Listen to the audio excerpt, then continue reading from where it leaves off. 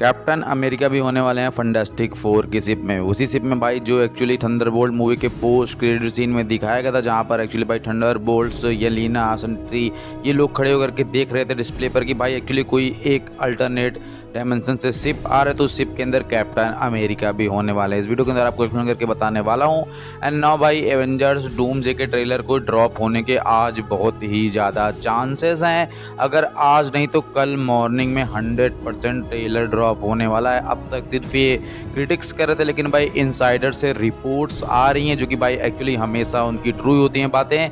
तो वो लोग ये कह रहे हैं कि भाई एक्चुअली एवेंजर्स डूम्सडे का ट्रेलर कल रिलीज़ कर दिया जाएगा या फिर आज इवनिंग में रिलीज़ कर दिया जाएगा। देखो कल रिलीज़ होने के चांसेस इसलिए ज़्यादा कि भाई कल है 7th year anniversary of Avengers Endgame movie. हाँ भाई एक्चुअली 26 जुलाई को ही Avengers Endgame movie release हुई थी वर्ल्ड वाइड, तो प्रोबेबली कल रिलीज़ हो सकता है या फिर आज शाम को रिलीज़ कर सकते हैं। और आज शाम को रिलीज़ होने का चांस ये है कि भाई एक्चुअली मैक्सिको में इनका अपना कॉमिकॉन चल रहा है, जहां पर मार्वल ने अपना पैनल रखा और पर बड़े अनाउंसमेंट वो करने वाले हैं। ओवरऑल बात करते हैं अपने मेन मुद्दे की, कैप्टन अमेरिका किस तरह से भाई एक्चुअली उस फंटास्टिक फोर की शिप में होने वाला है। देखो एवेंजर्स डूम्सडे जो मूवी है, पहले तो ये 2 पैरेलल टाइम में भी चलने वाली है। पहला टाइम जहां पर एक्चुअली डूम की ओरिजिन को लेकर के मैं काफ़ी चीज़ें एक्सप्लेन की जाएंगी, और एक्चुअली सेकेंडरी टाइम ये होने वाला है कि जहां पर प्रेजेंट टाइम में ये एवेंजर्स लोग तैयारी कर रहे होंगे कि डूम जब उनके पास आएगा तब वो उससे फाइट करेंगे। ओवरऑल देखो कैप्टन अमेरिका वहाँ कैसे पहुँचे होंगे।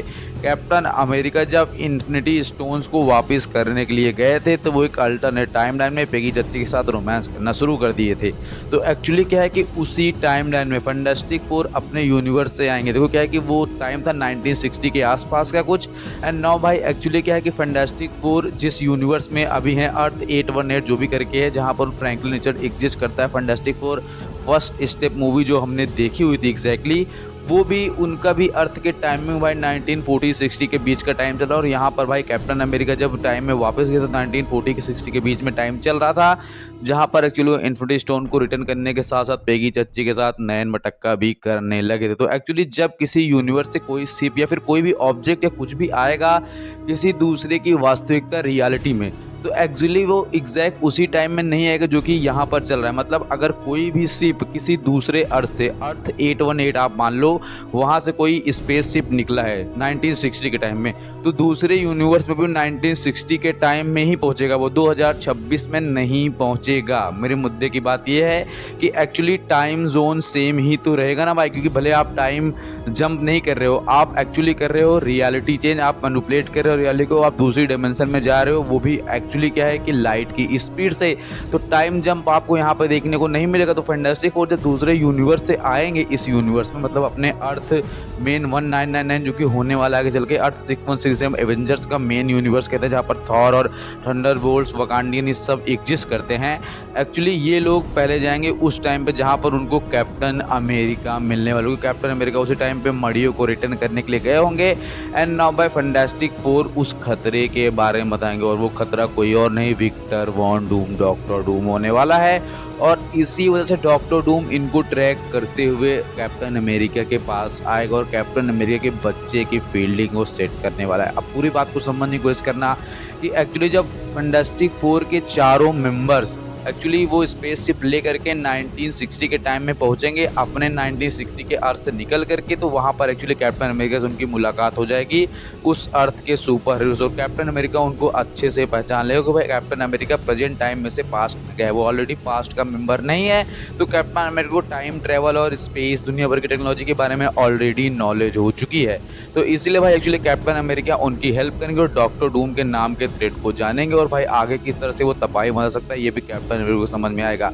और कैप्टन अमेरिका के पास ऑलरेडी इनफ प्रिम पार्टिकल हैं। प्रिम पार्टिकल वही चीज़ जिससे भाई एक्चुअली वो टाइम में ट्रैवल करते हैं, जिससे उनको हेल्प मिलती है टाइम जोन में आगे पीछे जाने के लिए, जिसको बनाया था आंट मैन के ससुर जी ने।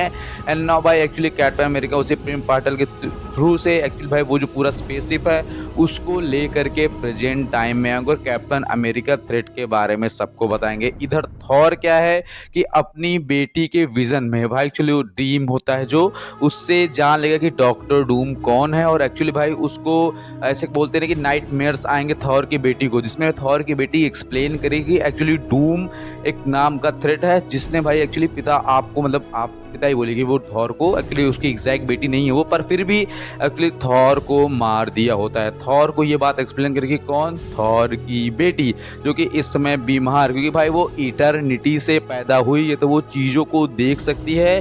उसके पास यूनिवर्स की सबसे पावरफुल पावर्स है पूरी दुनिया पर वॉच करने की, पूरी दुनिया को देखने की, और अलग-अलग डिफरेंट लेवल की पावर्स वो होल्ड करे, जो कि आपको लव एंड थंडर मूवी के एंडिंग में दिखाया गया था कि थॉर की भी उससे फटती है कहीं न कहीं।